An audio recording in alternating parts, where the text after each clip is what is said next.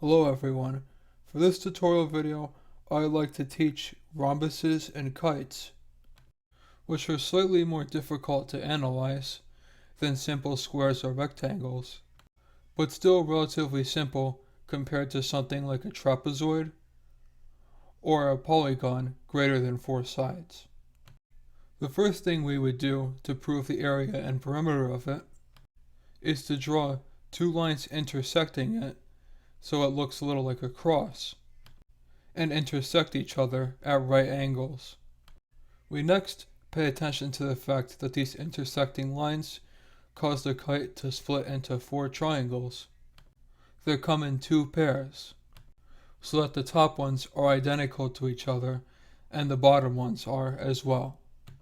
We can also see further still that each pair forms an even greater triangle each, and that the heights of each triangle correspond to the long part of the cross formed, and the lengths of each triangle correspond to the same side, i.e.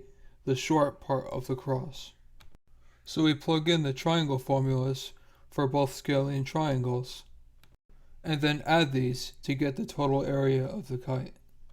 Once we multiply across each part of the sum, we get short end of cross times long end of cross divided by 4 plus that again. So we condense this to 2 times long length of cross times short length of cross divided by 4. And we know by basic fractions 2 divided by 4 equals 1 divided by 2 that our final answer is area of kite equals 1/2 times short end of cross times long end of cross. To find the perimeter of a kite, we can go back to the model of 4 triangles and observe that for one of the 4 sides of the kite, that side squared will equal the part of the short end of the cross squared plus the part of the long end of the cross squared that is closest to that side.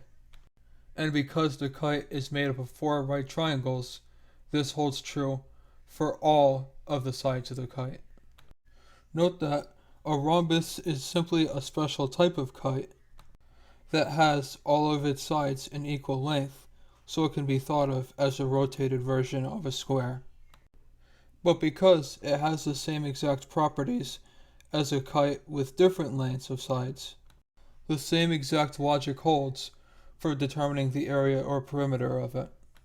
In the next tutorial video, I will discuss the most sophisticated type of 4-sided polygon, which is called a trapezoid. Don't forget to subscribe if you found this video informative, and make sure to see other tutorial videos, and follow me on either Facebook or Twitter for more content.